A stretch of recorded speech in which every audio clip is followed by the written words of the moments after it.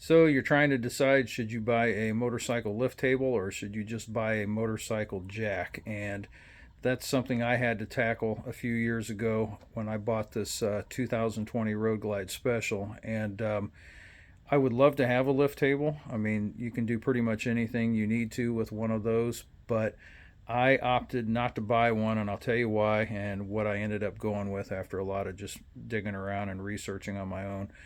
The couple of main problems that you have with a lift table is one is definitely the cost. I mean, for a really good quality lift table, you're talking several $1,000s. Now, I know you can go to Harbor Freight or you can get on Amazon and you can buy some of those tables for $600 to $1,000, but uh, I'm not too keen on those. I went to Harbor Freight.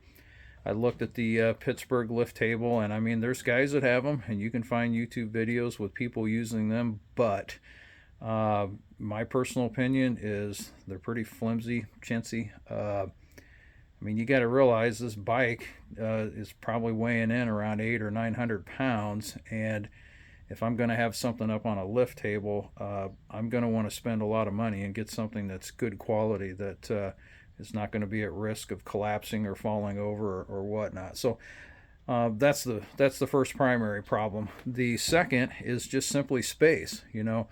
I have a rather large shed. It's 12 foot wide on the inside and I think 32 or 34 feet long. But at the end of the day, there's still a limited amount of space. And with the lift table, yeah, even though you can drop them down to the floor, they still take up a hell of a footprint. And it's not something you can just easily move around because they weigh a lot. And I only have one motorcycle. So if I owned my own shop, then yeah, I would definitely probably get a nice quality lift table. But for what I do, it just isn't worth it. I wrench on pretty much all my own stuff, everything from basic maintenance to, really getting down in the weeds on things. But, hell, it's a 2020 and I've only got about 15,000 miles on it. So it's not like I got this thing up in the air every weekend working on it, okay? Right now, winter's coming to an end, so I changed all three of my fluids. I'm getting ready to pull both my wheels and change out my tires and get that done. But what I opted for instead was a motorcycle jack and a couple of also these, just hand scissor jacks. And this is something I spent a hell of a lot of time digging into as well.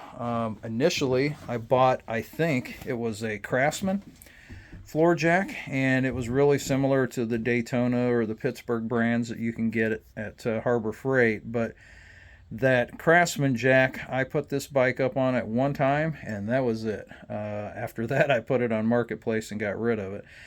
It lifted the bike. There weren't any issues there, but it just did not feel stable at all. I mean, you could walk up to the front or the rear of the bike and kind of give it a little nudge, and that thing almost acted like it was on, rubber bushings. It just scared me, okay? I just about gave up on trying to find, what I thought was a pretty decent floor jack for a reasonable cost, and I came across this brand, OTC. Now, don't quote me because I might be wrong. I've had this for 2 or 3 years now, but this company, I believe, if I remember right, when I dug into them, they've been around a long time. They make a lot of this type of equipment. It has a really high capacity. I mean, it's 1,500 pounds.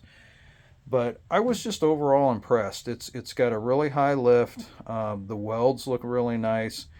I mean, the thing is a beast. I think it weighs right at 100 pounds, so it is a very stout jack. And I've had absolutely zero issues with it whatsoever. I mean, the only thing I'm not a huge fan on are these safety notches for the safety bar. I mean, it just seems like they'd peel back to me, but I mean, they haven't moved any at all, so it obviously must work that way. Now, what I do in my shed is I've got just a couple of 2x12s that I put down to give this some support, and then I'll straddle my bike with the jack, and it's worked out really well. Okay, now these two scissor jacks that I have, if you're going to go this route and buy something like this, then I think you definitely need to buy 2 of these. The reason I do that is because I can take this bike and I can wiggle that around and nothing moves, and I like being able to run one of those up underneath the front wheel, especially because even though I've got this floor jack up as far to the front as I can go and still catch the frame, it's still a heavy bike on the front end compared to the rear. So putting one of those scissor jacks in there and just running it up till it puts a little bit of pressure on the front tire just makes this whole platform super solid. Okay, so that is my recommendation. I will put a couple of links down in the video description for these 2 products right here. I got them both off Amazon. And on a side note too, also this floor jack, I mean, here's another one, don't quote me, but I'm almost 100% positive that it is also the exact same jack that you can buy on Harley's website. It's just painted orange and has Harley stickers and costs more money. But when I dug into this, like I said, I'm pretty confident it is the exact same jack. So anyhow, that, for what it's worth, is my 2 cents on a lift table versus a floor jack.